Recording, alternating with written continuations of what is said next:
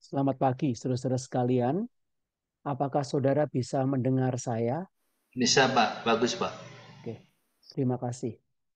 Eh, bentar. Oke, kita akan melihat bagian dari firman Tuhan. Saya akan membawa saudara-saudara melihat 2 Petrus 1 ayat yang keempat. 2 Petrus 1 ayat yang keempat.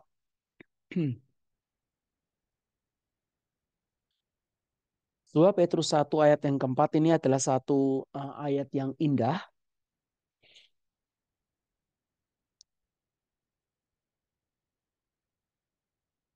Kita akan baca bersama-sama ya, meskipun saudara mute, tapi kita akan baca bersama-sama. 2 Petrus pasal yang pertama, ayat yang keempat. 2, 3. Dengan jalan itu ia telah menganugerahkan kepada kita janji-janji yang berharga dan sangat besar, supaya olehnya kamu boleh mengambil bagian dalam kodrat ilahi dan luput dari kebinasaan yang ada di dalam dunia akibat hawa nafsu. Saudara perhatikan, kamu boleh mengambil bagian dalam kodrat ilahi, become partakers of divine nature, ya, dan luput dari kebinasaan, ya, yang kebinasaan itu dibuat oleh dunia dengan seluruh hawa nafsunya. Nah, ini bicara berkenaan dengan bagaimana Allah itu memberikan segala berkat rohani untuk membuat kita kudus adanya. Nanti saya akan jelaskan, saudara. Tapi yang kita akan menjadi PA kita pada hari ini adalah dari Roma pasal yang ke-8. Mari kita melihat Roma pasal yang ke-8 dan kita akan menyoroti hal ini. Roma pasal yang ke-8, saya akan mulai dari ayat yang ke-11 sampai ayat yang ke-14. Roma 8 ayat yang ke-11 sampai ayat yang ke-14. Saya akan pakai bahasa Indonesia LAI terjemahan yang baru, saudara. Mereka yang hidup dalam tabiat daging tidak mungkin berkenan kepada Allah. Namun kamu tidak hidup dalam tabiat daging, melainkan dalam roh. Jika memang roh Allah tinggal di dalam kamu. Namun jika orang tidak memiliki roh Kristus, ia bukan milik Kristus. Namun jika Kristus di dalam kamu, tubuh memang mati karena dosa, tetapi roh adalah kehidupan oleh karena kebenaran. Ayat 11 yang kita akan soroti. Jika roh Dia yang telah membangkitkan Yesus dari antara orang mati tinggal di dalam kamu, maka Ia yang telah membangkitkan Kristus dari antara orang mati akan menghidupkan juga tubuhmu yang fana itu oleh rohnya yang diam di dalam kamu. Jadi saudara, kita adalah orang berutang, tapi bukan kepada tabiat daging supaya hidup menurut keinginan daging. Sebab jika kamu hidup menurut keinginan daging, kamu akan mati. Namun jika oleh roh kamu mematikan perbuatan-perbuatan tubuhmu, kamu akan hidup. Semua orang yang dipimpin roh Allah adalah anak Allah. Ayat 11 sekali lagi saya akan menegaskan. Jika roh Dia yang telah membangkitkan Yesus dari antara orang mati tinggal di dalam kamu, maka Ia yang telah membangkitkan Kristus dari antara orang mati akan menghidupkan juga tubuhmu yang fana itu oleh rohnya yang tinggal di dalam kamu. Mari sekali lagi saudara, kita akan berdoa minta pimpinan yang dari tangan Tuhan. Mari kita berdoa. Tuhan, hidup kami ini tidak ada artinya kecuali Engkau sendiri yang berintervensi membentuk satu manusia yang baru. Engkau sendiri yang memiliki itu ya Tuhan, nyatakan itu dalam hidup kami. Bentuklah sifat-sifat-Mu di dalam hidup kami.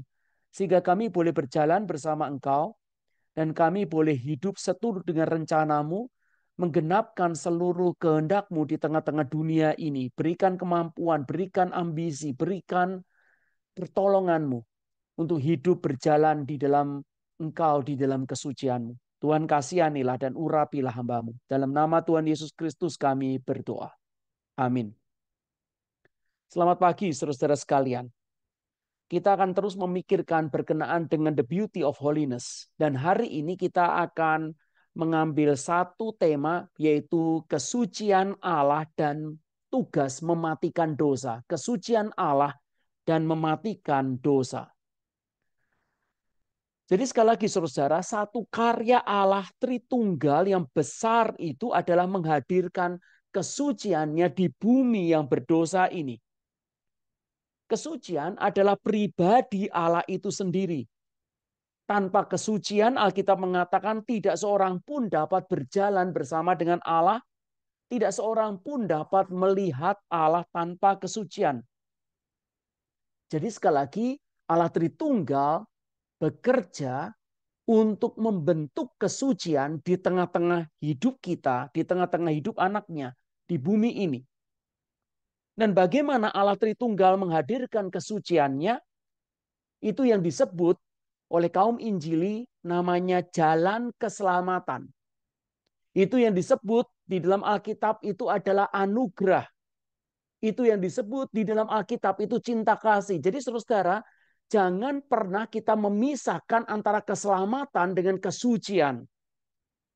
Jangan kita pernah memisahkan antara anugerah dengan kesucian. Oh, saya dapat anugerah. Lalu kemudian kita tanya, kamu dapat anugerah itu apa? Oh, aku dapat kesehatan. Oh, aku dapat dari semalam tidak bisa tidur, dapat jadi bisa tidur. Oh, aku dapat makanan. Oh, aku dapat uang. Aku dapat kesuksesan. Anakku bisa selesai kuliah. Ya, itu anugerah. Tetapi biarlah kita boleh mengingat bahwa anugerah itu diberikan kepada kita oleh Allah yang suci. Dan maksud daripada anugerah itu untuk kita boleh berjalan bersama dengan Allah lebih intim. Anugerah tidak bisa dilepaskan dari kesucian. Keselamatan tidak bisa dilepaskan dari kesucian. Bahkan minggu yang lalu saya sudah mengatakan, J.I. Packer mengatakan the goal of redemption is holiness.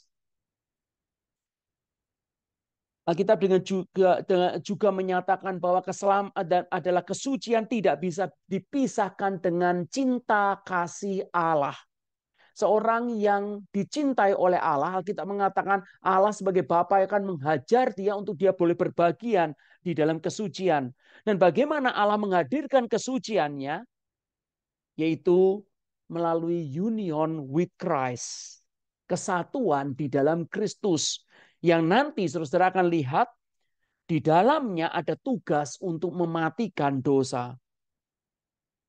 Minggu yang lalu kita sudah bicara berkenaan dengan sumber kesucian, union with Christ. Dan union with Christ itu adalah jangkar kesucian. Union with Christ itu adalah engine, mesin penggerak daripada kesucian. Yang satu adalah bicara mengenai pembenaran, justification. Yang satu lagi bicara mengenai pengudusan, progressive sanctification. Sekali lagi, saudara, biarlah kita boleh meneliti apa yang ada di dalam hidup kita di dalam Kristus. Karena ini adalah sesuatu yang penting sekali. Ini adalah the heart of the gospel. Injil disebut good news karena hal ini, saudara-saudara. Sekali lagi, Injil disebut good news karena union with Christ ini. Kristus dan karyanya menyatukan kita dengan dia adalah central point dari seluruh tulisan Alkitab. Sekali lagi, central point dari seluruh Alkitab. Dari seluruh tulisan Alkitab. Tidak ada yang lebih dasar, tidak ada yang lebih pusat dari kehidupan Kristiani selain daripada union with Christ. Dan saudara-saudara, sekarang mari kita melihat apa yang terjadi jikalau kita itu ada di dalam Kristus. Apa yang terjadi jikalau kita itu disatukan di dalam Kristus? Roma pasal 8 ayat 11 sampai 14 yang tadi kita baca menyatakan seperti ini. Jika Roh Kristus yang telah membangkitkan Yesus dari antara orang mati diam di dalam kamu, maka ia yang telah membangkitkan Kristus Yesus dari antara orang mati akan menghidupkan juga tubuhmu yang fana itu oleh Roh-Nya yang diam di dalam kamu. Saudara, kita bisa melihat ayat ini adalah ayat yang penting sekali. Kita sering sekali tidak menyadarinya sampai kita mengeksposisinya, sampai kita menelitinya lebih dalam. Saudara, ayat ini mau menyatakan bahwa kekristenan itu bukan suatu ide agama. Kekristenan itu adalah suatu kenyataan kehidupan yang dikerjakan Allah di muka bumi ini. Iman Kristiani adalah iman yang bersandar kepada karya Allah di dalam sejarah. Sekali lagi, saudara, iman Kristiani adalah iman yang bersandar kepada karya Allah yang sungguh-sungguh terjadi di dalam sejarah. Kristus lahir dari anak darah, itu sejarah. Kristus mati di atas kayu salib, itu real sejarah. Kristus bangkit, naik ke surga, duduk di sebelah kanan Allah. Itu adalah realitas di dalam sejarah. Realitas atau kenyataan di dalam dunia ini. Ini bukan suatu khayalan, ini bukan suatu cerita, ini juga bukan suatu harapan, ini suatu realitas.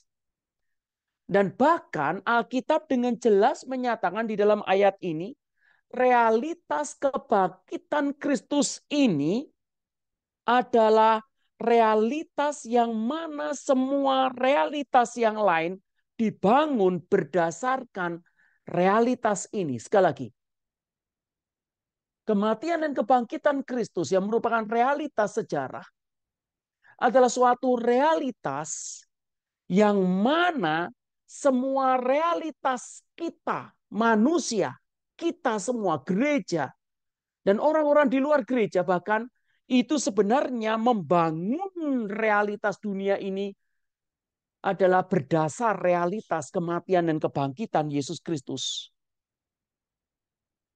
Saudara, maka kenapa kita itu mematikan dosa? Kenapa kita taat kepada Allah? Kenapa kita itu hidup suci? Kenapa kita itu pergi ke gereja? Kenapa kita itu mengabarkan Injil? Kenapa kita itu study, Bible study? Kenapa? Kenapa saudara dan saya pagi ini Bible study? Kenapa setiap hari Jumat jam 8 pagi saudara kumpul? Kenapa semuanya itu? Karena kenapa realita ini suatu realita bukan? PA The Mission adalah suatu realita. Sekarang saya tanya realita ini kenapa harus ada? Maka realita ini ada karena dibangun di atas realita Kristus mati dan bangkit. Saudara, ayat-ayat yang tadi kita baca sebenarnya dalam Roma pasal 8 itu sebenarnya kompleks sekali, saudara. Kalau saudara masuk di dalam PA dan saudara melihat daripada berbagai macam komentator, tetapi saudara di tengah-tengah seluruh varian daripada komentator, maka saudara akan mendapatkan seluruh komentator akan memiliki satu persetujuan ini.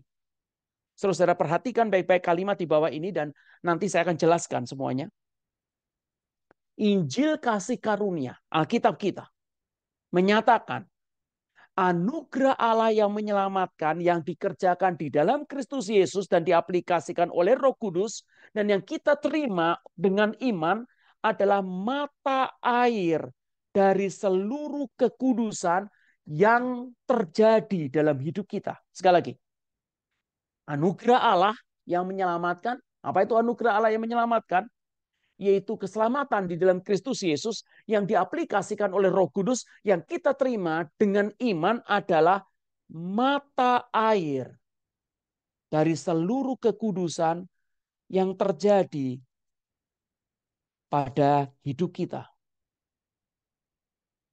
Saudara, Roma pasal 8 ini, saudara akan menemukan ada relasi yang kuat sekali yang tidak dapat terpecahkan. Suatu relasi yang langsung antara kebangkitan Kristus dengan kekudusan kita saat ini. Saudara, sekali lagi kebangkitan Kristus itu 2000 tahun yang lalu, saudara. Kebangkitan Kristus itu ada di tanah Israel. Kebangkitan Kristus itu terjadi masa lalu. Tetapi apa hubungan antara kebangkitan Kristus itu dengan hidupku here and now, saat ini? Apa hubungan kebangkitan Kristus itu dengan diriku, kekudusanku saat ini? Apa hubungan masa lalu itu dengan aku saat ini. Ayat inilah yang menghubungkan hal itu. Saya masih teringat dosen saya itu pernah tanya begini. Apakah ada perbedaan dalam hidupmu antara Kristus bangkit atau tidak? Apakah ada perbedaan antara hidupmu? Apakah ada perbedaan di dalam hidupmu antara Kristus bangkit atau tidak? Itu artinya, apa relasi kebangkitan Kristus yang sudah terjadi dengan hidup kita sekarang, here and now? Di mana letak kemenangan Kristus yang sudah lampau itu pada saat ini dalam hidup kita? Saudara, untuk menjelaskan ayat ini dan mengerti dari apa yang menjadi titik berat spiritualitas Kristen tentang mematikan dosa dan kekudusan, maka saya akan menjelaskan, saudara, saya akan share screen pada saudara. Apakah saya punya kemampuan untuk share screen? Oke, ada. Sekarang saya akan share screen dan saudara bisa melihat hal ini. Saudara, di depan saudara ada tulisan indikatif dan imperatif. Saudara bisa, apakah tulisan ini muncul di dalam layar saudara? Apakah muncul? Muncul, Pak. Muncul, Pak. Oke. Ya. Saudara, sekali lagi saya sedang menjelaskan pada saudara apa yang Alkitab ajarkan berkenaan dengan kekudusan Allah dan mematikan dosa. Tetapi saudara dan saya harus belajar cara berpikir Alkitab. Karena kalau ini tidak terjadi, maka kekudusan Allah itu menjadi sesuatu tugas yang kering ketika kita itu melakukan mematikan dosa. Atau kita mematikan dosa tanpa ada hubungan sama sekali dengan kesucian Allah. Kita harus mempelajari ada satu pengertian Alkitab yang mengisi gap di tengahnya. Ya, aku tahu Allah itu kudus. Ya, aku tahu itu mematikan dosa itu penting. Tetapi kemudian apa relasinya? Saudara, saya akan jelaskan. Ketika membaca Alkitab, kita akan menemukan ada pernyataan-pernyataan yang bersifat indikatif. Ada pernyataan-pernyataan Alkitab yang bersifat imperatif. Indikatif itu adalah suatu status, imperatif itu suatu perintah. Indikatif itu menjelaskan apa yang Tuhan sudah kerjakan. Sekali lagi, indikatif menjelaskan apa yang Tuhan sudah kerjakan. Dan ini adalah suatu anugerah. Ini adalah suatu being yang baru bagi kita, suatu identitas yang baru yang Tuhan kerjakan secara supranatural di dalam hidup kita. Itu adalah indikatif. Saudara perhatikan kalimat indikatifnya. Sebelum saudara melihat imperatifnya. Sekali lagi, indikatif adalah apa yang Tuhan itu kerjakan di dalam hidup kita. Baru nanti saudara akan dan saya mendapatkan apa yang menjadi perintah Allah dalam hidup kita. Imperatif. Imperatif itu menjelaskan apa yang menjadi implikasi dari apa yang Tuhan sudah kerjakan. Indikatif. Apa yang imperatif adalah suatu buah atau dari kenyataan yang baru yang Tuhan sudah kerjakan. Indikatif. Imperatif adalah tanggung jawab kita karena ada status yang baru. Saya ambil contoh, saudara, hal yang paling mudah. Saudara, kalau saudara saya tanya 10 perintah Allah itu isinya apa? Saudara, 10 perintah Allah. Saudara sebutkan 10 perintah Allah. Isinya apa? Maka adalah jangan membunuh, jangan mencuri, jangan ada Allah lain di hadapanku, jangan membuat patung yang menyerupai apapun saja di darat, di laut, atau dimanapun saja. Saudara selalu ingat akan hal itu. Tapi mari kita sekarang coba lihat saudara Keluaran pasal 20. Coba saudara sedikit membuka Keluaran pasal 20. Ayat yang ketiga. Keluaran pasal 20 ayat yang ketiga sampai yang ke bawah, saudara akan menemukan 10 perintah Allah, bukan? Jangan ada padamu ilah lain di hadapanku. Jangan membuat bagimu berhala. Jangan sujud menyembah. Ayat 5, jangan sujud menyembah atau beribadah kepadanya. Ayat yang ketujuh, jangan menyebut nama Tuhan Allahmu. Gitu ya. Ayat yang ke-9, 6 hari lama. Ayat yang ke-8, kuduskanlah hari Sabat dan seterusnya. Saudara mengingat 10 perintah Allah itu, tetapi saudara melepaskannya dari ayat yang kedua. Ayat yang kedua ini luar biasa penting. Sangat penting. Saudara, ayat yang kedua itu mengatakan, akulah Tuhan, Tuhan huruf besar. Akulah Tuhan Allahmu yang membawa engkau keluar dari tanah Mesir, dari tempat perbudakan. Saudara, baru kemudian, jangan ada padamu ilah lain di hadapanku. Ayat yang kedua adalah indikatif. Ayat selanjutnya adalah imperatif. Indikatif adalah Allah itu mau bicara, aku Allah yang mengasihi engkau. Aku Allah yang menyelamatkan engkau. Aku Allah yang sudah membebaskan engkau dari perbudakan Mesir ratusan tahun lamanya dengan kekuatan tanganku. Akulah pembuka jalanmu dan penutup barisanmu. Aku mengasihi engkau Israel. Dengan tanganku sendiri, aku memilih engkau untuk dikasihi. Aku berbuat untuk kebaikanmu. Aku mencintai engkau. Itu adalah ayat yang kedua. Itu adalah pernyataan Allah. Itu adalah pekerjaan Allah yang sudah dinyatakan di tengah-tengah orang Israel. Dan selanjutnya, setelah Israel dilepaskan dari Mesir, Allah mengatakan jangan ada padamu ilah lain. Jangan mencuri. Jangan bersaksi dusta. Jangan bersinah. Seluruhnya perintah. Seluruhnya imperatif. Tetapi saudara perhatikan imperatif ini keluar dari indikatif. Saudara, ini yang sering kita lepaskan. Ini yang sering kita lupakan. Kita mengingat perintah Allah. Tetapi kita lupa apa yang dia kerjakan dalam hidup kita. Sama dengan hal ini. Maka saudara-saudara kita bicara berkenaan dengan mematikan dosa. Ya, itu adalah tugas. Dan sekali lagi kalau itu dimunculkan, saudara kita kadang sering kering, kita sering tidak suka. Tapi jangan lupa ada sesuatu indikatif, ada sesuatu yang Tuhan sudah kerjakan. Saudara saya ambil contoh lain, saudara. Saudara lihat Kolose pasal yang ketiga. Saudara saya sudah tulis di sini. Kolose pasal yang ketiga, saudara akan dapatkan ayat seperti ini. Karena itu, kalau kamu dibangkitkan bersama dengan Kristus, carilah perkara yang di atas, di mana Kristus ada, duduk di sebelah kanan Allah. Kedua, ayat 2, pikirkan perkara yang di atas, bukan yang di bumi.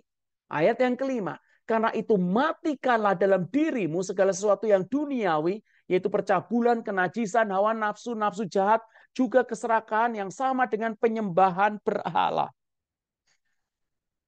Perhatikan, saudara, indikatifnya. Kamu dibangkitkan bersama dengan Kristus.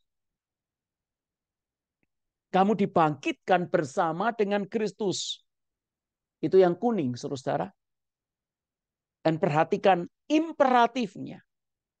Carilah perkara yang di atas, di mana Kristus ada, duduk di sebelah kanan Allah. Dan matikanlah dalam dirimu segala sesuatu yang duniawi. Jadi ada dua perintahnya, yaitu yang pertama, memikirkan perkara-perkara yang di atas di mana Kristus ada, dan yang kedua adalah matikan dosa. Saudara perhatikan baik-baik. Ini adalah sesuatu kekhususan dari kekristenan. Kalimat imperatif ini, saudara sekali lagi, kalimat perintah ini di dalam kekristenan, dalam Alkitab kita, tidak bisa berdiri sendiri. Tidak bisa berdiri sendiri. Kalimat imperatif di dalam kekristenan selalu adalah di bawah dari kalimat indikatif.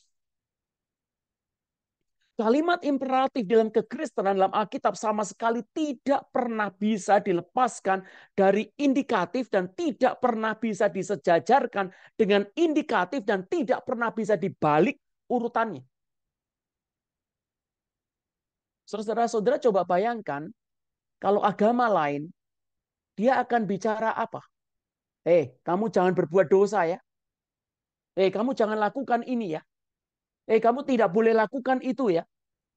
Saudara, maka imperatif atau perintah-perintah itu bisa muncul tanpa ada sesuatu indikatif. Tetapi di dalam Alkitab, dalam Perjanjian Lama dan Perjanjian Baru, saudara akan menemukan perintah Allah itu muncul setelah pekerjaan Allah yang besar di dalam hidup kita.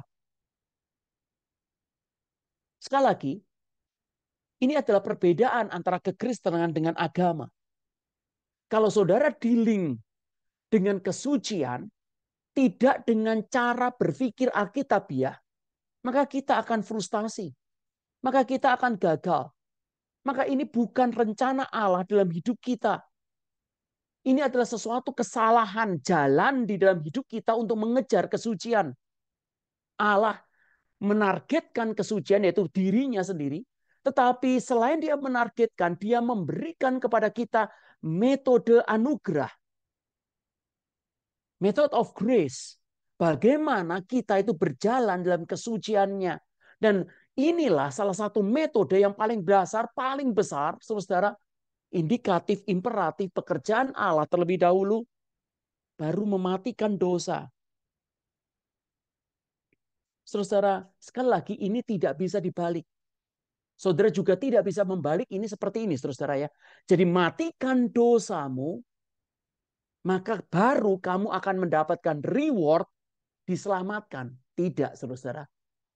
Matikan dosamu, maka kamu akan mendapatkan reward pada akhir zaman kamu dibangkitkan bersama dengan Kristus. Tidak, saudara-saudara.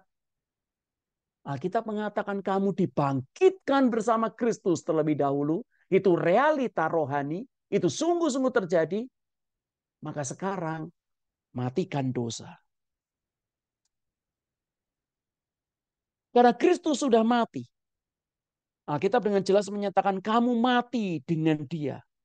Karena Kristus sudah bangkit, kamu bangkit bersama dengan dia. Dan ini anugerah, ini pekerjaan Kristus, ini terjadi dalam sejarah yang diberikan kepada kita. Maka perintahnya baru, matikan dosa. Artinya apa? Hai orang Kristen, engkau sudah memiliki being yang baru. Hai orang Kristen, engkau sudah memiliki perubahan realem. Artinya engkau by nature dan power memiliki kuasa akan hal itu. Kuasa mematikan dosa. Sebentar saya stop screen supaya nanti kita bisa. Oh, sorry. Oke, saya teruskan, saudara. Sekali lagi, tadi saya sudah berkali-kali saudara menekankan karena hal ini. Kenapa saya menekankan? Karena ini luar biasa penting. Saya tidak mengatakan luar biasa penting. Saudara, saya mengatakan luar biasa penting. Ini adalah spiritual teologi. Kalau kita tidak mengerti prinsip ini, saudara, kita akan sungguh-sungguh akan terus-menerus frustasi, kecewa. Karena kita tahu Allah itu suci dan aku harus mematikan dosa, itu adalah Alkitab, itu jelas. Tapi bagaimana mengkoneksikannya dalam kehidupan sehari-hari? Saudara, hal yang lain, saudara, relasi hidup kita sekarang dengan pekerjaan Kristus yang mati dan bangkit itu bukan sekedar contoh. Jadi Kristus itu bukan sekedar contoh saja, saudara. Kita bukan sekedar meniru Kristus, tetapi ada perubahan realem di dalam diri kita. Realem rohani itu adalah kita menjadi anak-anak Allah. Martin Lloyd-Jones menyatakan hanya ada dua kemungkinan. Alkitab kitab Roma itu menyatakan dua kemungkinan saja. Apakah saudara dan saya ada di dalam realem daging, atau saudara dan saya ada di dalam realem Roh Kudus. Saudara, cara berpikir kitab Roma adalah kalau seseorang, saudara dan saya ada di dalam realem Roh Kudus, maka orang ini akan hidup seturut roh, bukan hidup seturut daging lagi. Orang ini harus sadar bahwa dia tidak lagi under law, tetapi under grace, di bawah anugerah. Artinya, orang ini harusnya akan menyadari ada sesuatu yang baru di dalam hidupnya, di dalam hatinya. Dan kesukaannya itu adalah baru, yaitu menjalani atau mentaati daripada firman Tuhan. Seorang Kristen yang sejati adalah seseorang yang sudah dilepaskan atau dipindahkan dari realem dosa atau daging atau kematian dan ditransfer atau menuju ke dalam realem Roh Kudus atau anugerah yang adalah kehidupan. Saudara, sekali lagi, ini adalah new identity di dalam hidup kita. Ini adalah new life. Ketika bicara, sekali lagi, minggu yang lalu saya katakan ini, saya tegaskan. Kita akan bicara berkenaan dengan salvation, keselamatan. Aku udah diselamatkan. Saya mau tanya pada saudara, apa artinya? Itu bukan relokasi, tapi transformasi. Keselamatan itu bukan begini, saudara. Sudah diselamatkan, Bu? Pak, sudah diselamatkan? Iya. Maksudnya adalah, aku sekarang yakin masuk ke surga. Aku sekarang yakin masuk ke surga. Tidak, saudara. Ketika orang itu dikatakan, kita mengatakan, apakah kamu diselamatkan? Itu artinya, apakah engkau sudah memiliki hidup yang baru? New identity. Identitas yang baru. New way of life. Jalan hidup yang baru. New destiny. Akhir hidup yang baru. Dan semuanya itu dibuat, itu terjadi jikalau kita disatukan di dalam Kristus, union with Christ. Saudara, untuk mempermudah seluruhnya, saya akan membawa saudara kepada satu cerita ini yang saya lihat ini cerita yang baik sekali dan saya harap saudara bisa terbuka dengan semua itu karena mungkin tadi banyak hal yang kalimat-kalimat teknis tetapi itu adalah sesuatu jalan yang kita harus tempuh untuk mengerti. Sekali lagi saya sedang bicara berkenaan dengan kekudusan dan kekudusan itu adalah sifat yang Tuhan itu mau bentuk di dalam hidup kita. Itulah yang memisahkan kita dari dunia. Dan kekudusan itu, kalau itu terbentuk dalam hidup kita, itu adalah pekerjaan Allah Tritunggal sendiri. Dunia ini tidak memiliki sumber untuk mengkuduskan kita. Tidak memiliki sesuatu badan, institusi, organisasi yang membuat kita bisa lebih suci. Kekudusan adalah pekerjaan Allah Tritunggal sendiri dalam hidup kita. Karena dia suci, maka dia mau membentuk kehidupannya di dalam hidup kita. 2 Petrus tadi yang kita baca adalah kita berbagian dalam kodrat ilahi itu dalam kesuciannya. Melalui ketaatan yang Tuhan berikan kepada kita. Melalui bentukannya. Dan kesucian itu dibentuk adalah bukan kita menjalankan perintah-perintah agama. Tapi kesucian itu dibentuk adalah melalui jalan anugerah, jalan keselamatan, jalan kasih karunia, jalan cinta Allah Tritunggal dalam hidup kita. Itulah sebabnya keselamatan tidak bisa dilepaskan dari kesucian. Kalau saudara dan saya bicara, aku mendapatkan anugerah, tidak pernah bisa dilepaskan dari kesucian. Kalau saudara bicara dan saya bicara mengenai Tuhan mencintai aku, itu artinya adalah dia membentuk aku makin serupa dengan dia dalam jalan kesucian. Kesucian adalah satu karakter hidup Kristiani yang tidak mungkin bisa ditipu dari pekerjaan-pekerjaan setan. Dan the way untuk kesucian dari union with Christ itu adalah mematikan dosa. Tetapi ketika kita bicara mematikan dosa, ini suatu tugas. Tapi di tengah-tengahnya biarlah kita boleh tahu ada indikatif, ada imperatif. Ada indikatif, ada imperatif. Ada new being. Ada being yang baru, identitas yang baru. Baru kemudian ada perintah. Ada sesuatu yang Tuhan kerjakan terlebih dahulu. Baru kemudian ada sesuatu respon, yaitu mematikan dosa dalam ketaatan kita. Dan sekarang saya coba untuk membuat saudara dan saya untuk melihat ilustrasi ini, untuk saudara dan saya bisa mengerti pentingnya hal ini, pentingnya daripada pengertian ini, saudara-saudara. Saudara-saudara, ada sebuah cerita seperti ini. Ada seorang anak yang memiliki orang tua yang selalu kasar dan kritikal terhadap dia. Tidak pernah sehati. Kasar, kritikal terus. Dan anak tersebut selalu kecewa kepada mereka dan mereka selalu kecewa terhadap anak tersebut. Suatu hari ketika orang tuanya ini pergi, anak tersebut kemudian pergi ke atas lantai di tempat gudang di rumahnya itu. Dan anak ini tiba-tiba menemukan suatu gulungan kertas yang berdebu yang ada di dalam sebuah kotak yang tersembunyi di gudang atas. Dia belum pernah masuk sebelumnya, dia belum pernah membaca sebelumnya. Ada kotak, lalu kemudian dibuka.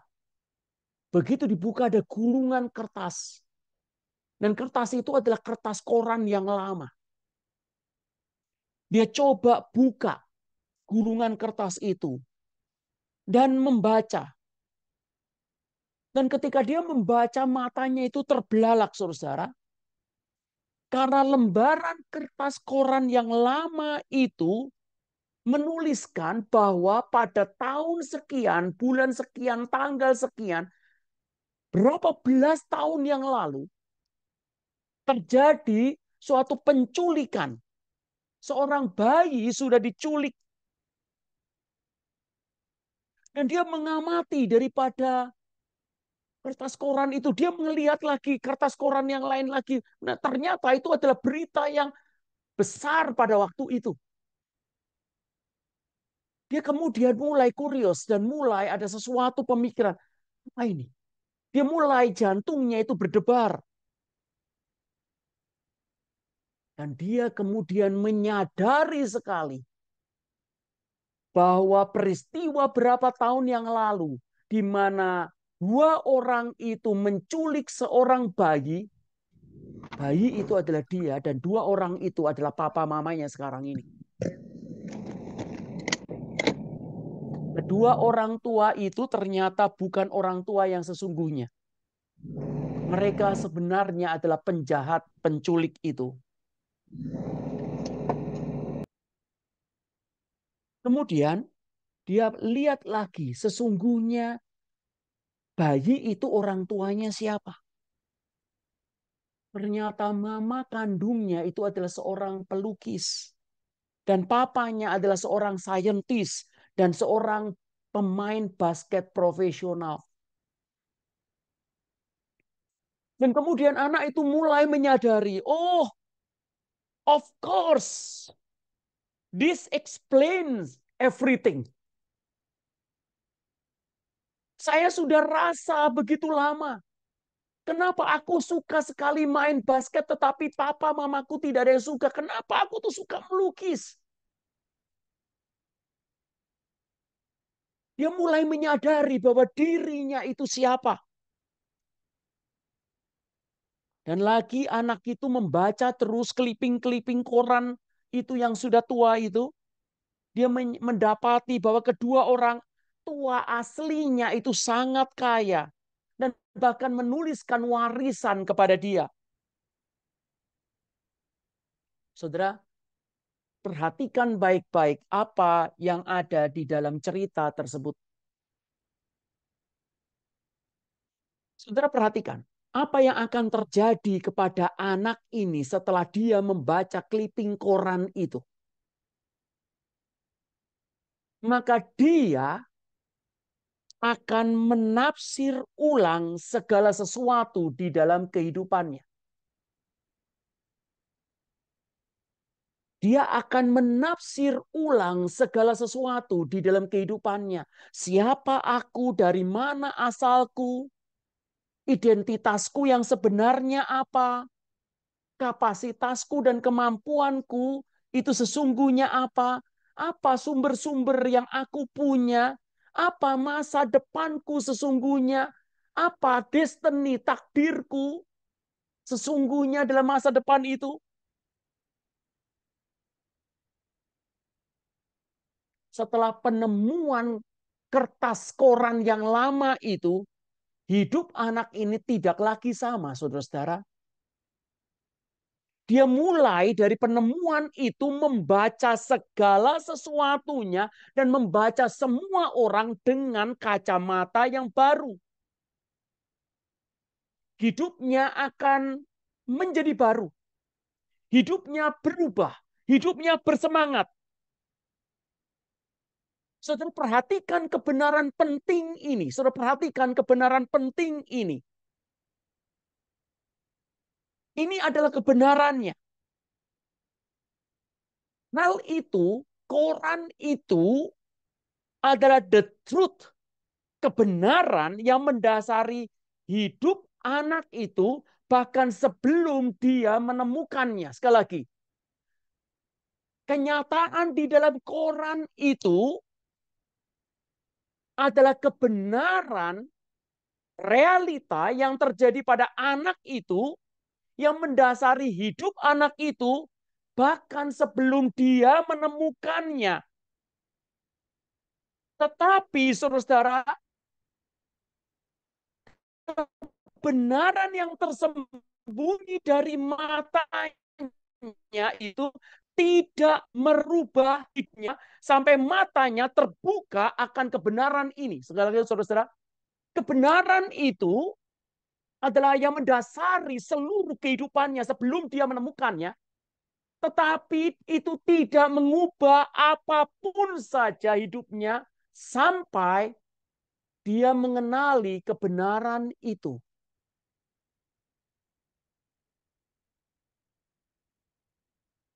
Maka di sini, saudara-saudara, saya akan menegaskan. Kita tahu pentingnya kesucian. Tetapi sebelum sampai kepada duty mematikan dosa, kita harus menyadari progres kesucian kita, tanda kutip, saudara-saudara, tergantung seberapa mata kita terbuka akan apa yang Allah itu kerjakan dalam hidup kita. Itulah sebabnya saya berkali-kali bicara mengenai sesuatu yang indikatif, indikatif, indikatif. Apa yang Allah sudah kerjakan, apa yang Allah sudah berikan, apa yang ada dalam hidup kita. Untuk bicara mengenai topik mematikan dosa. Mematikan dosa itu suatu tugas, Pak Agus. Iya. Tapi saya sebelum bicara itu secara detail, saudara-saudara dan saya harus mendalami, merefleksi, minta Allah itu bukakan kepada kita apa yang dia sudah kerjakan dalam hidup kita. Saudara-saudara, ketika bicara berkenaan dengan kita jatuh dalam dosa atau kita tidak bertumbuh dalam kesucian, sering sekali doa saya adalah, Tuhan bukakan apa yang kau sudah kerjakan dalam hidupku. Sepanjang engkau menutupnya, aku tahu kebenaran itu tetapi aku tidak mengalaminya. Aku tidak merasakannya. Maka sejauh itu, tugas mematikan dosa adalah suatu beban berat. Tuntutan-tuntutan yang aku sendiri akan capai. Ya, itu glorious. Ya, aku tahu teorinya.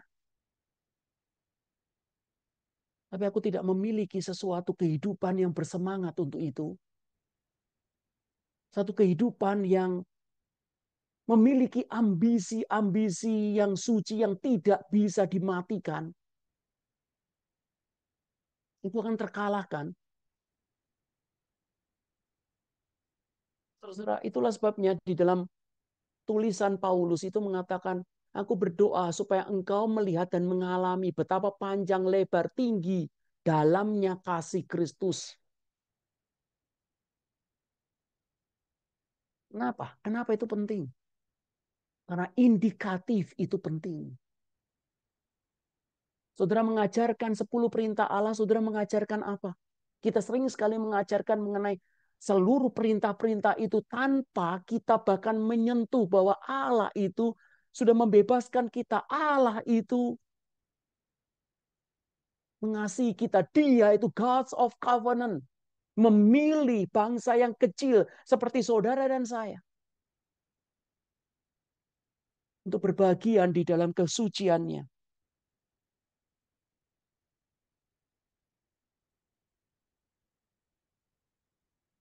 Union with Christ.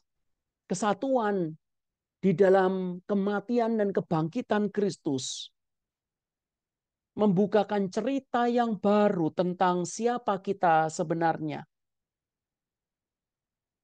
Kita yang ada dalam Kristus, kita mendapatkan new identity. Tuhan memanggil kita masuk dalam kehidupan yang baru ini. Kehidupan yang mana yang kita berakar, yaitu kehidupan sebelum waktu-waktu kita itu bahkan ada. Karena Allah itu sudah memilih kita di dalam Kristus sebelum dunia dijadikan bahkan. Kehidupan yang dijangkarkan pada kehidupan kematian dan kebangkitan Kristus. Di dalam Kristus kita menemukan diri kita. Kita diberi DNA untuk membuktikan itu. Dan itu adalah Roh Kudus. Kita yang dahulunya terhilang tapi sekarang ditemukan di dalam Kristus. Ini bukan ide abstrak. Ini adalah powerful reality. Dan kebenaran ini akan mengubah semuanya. Seperti seorang anak itu yang menemukan kertas koran yang sudah begitu lama. Dia menemukan sebenarnya siapa dia dan menjelaskan semuanya itu. Karena realita yang baru inilah, maka kita memiliki kemampuan dan kekuatan mematikan dosa. Itulah sebabnya Paulus menyatakan realita baru itu, jika roh yang ada dalam Kristus itu yang membangkitkan Kristus dari orang mati itu, dan ada dalam dirimu, maka baru dia menyatakan matikanlah dosa. Ini cara kerja Allah mengubah kita. Ini adalah cara kerja Allah yang memanggil kita di dalam ketaatan untuk menjalankan kesuciannya. Dan saya akan akhiri, saudara-saudara. 2 Petrus 1 ayat 4 itu. 2 Petrus 1 ayat 4. Yang tadi kita baca. Dengan jalan itu ia telah menganugerahkan kepada kita janji-janji yang berharga dan sangat besar supaya olehnya kamu boleh mengambil bagian dalam kodrat ilahi dan luput dari kebinasaan yang ada dalam dunia akibat hawa nafsu. Jadi saudara, proses pengudusan itu adalah proses dari Allah Tritunggal untuk kita boleh berbagian di dalam kodrat ilahi. Dan apa itu berbagian dalam kodrat ilahi? Maka saudara, kalau saudara melihat daripada sejarah gereja, saudara akan menemukan satu kata yang disebut, dua kata yang disebut sebagai perikoresis. Ya, berbagian dalam kodrat ilahi itu adalah perikoresis. Peri itu adalah akar kata dari perimeter, saudara-saudara, lingkaran luar itu, saudara-saudara ya, batas luar. Koresis itu adalah akar kata dari koreografer, itu adalah penata tari. Perikoresis itu boleh dikatakan adalah dancing circle. Jadi itu adalah bicara mengenai putaran menari begitu ya, saudara. Jadi sebenarnya panggilan terhadap kekudusan itu sebenarnya seperti apa? Itu adalah panggilan di dalam ketaatan. Di dalam Alkitab, saudara bisa melihat sinkronisasi daripada pekerjaan Allah Tritunggal. Allah Bapa mengutus Allah Anak, Allah Bapa dan Allah Roh Kudus, Allah Bapa dan Allah Anak mengutus Roh Kudus. Roh Kudus taat kepada Allah Anak, dan Allah Anak Yesus Kristus taat kepada Allah Bapa. Nah, saudara, pengertian perikoresis itu adalah persis seperti kalau saudara melihat seorang atau satu grup itu menari.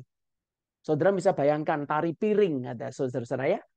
Nanti saudara ada beberapa orang, lalu kemudian orang yang pertama itu jongkok. Nanti saudara lihat orang yang kedua itu jongkok, orang yang ketiga itu jongkok, orang keempat jongkok. Jadi sama itu saudara, itu sinkron.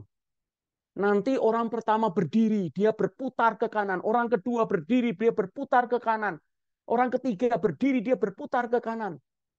Terus kemudian tangannya melambai-lambai atas, bawah. Nanti dia yang pertama atas, bawah. Yang kedua juga atas, bawah. Itu seperti itu, saudara. Jadi pengertian daripada kamu boleh mengambil bagian dalam kodrat ilahi, itu adalah panggilan dalam ketaatan untuk kekudusan. Itu adalah panggilan, saudara, tanda kutip, untuk menari bersama Allah Tritunggal. Paham? Dance with us. Menari, maukah engkau menari bersama-sama dengan kami? Itu adalah bentukan kesucian. Dengan kesucian kita akan melihat dia. Dengan kesucian yang dibentuknya, ketaatan kita, mematikan dosa, kita akan berjalan bersama dengan dia di dalam sinkronisasi perikoresis. Biarlah kita boleh melihat pekerjaan Allah yang indah di dalam hidup kita. Sampai di sini, kiranya kasihan Tuhan menyertai kita. Mari kita berdoa. Bapa di surga, sekali lagi kami mengucap syukur untuk panggilan-Mu dalam hidup kami. Ajar kami untuk terus-menerus mengingat akan suara-Mu ini.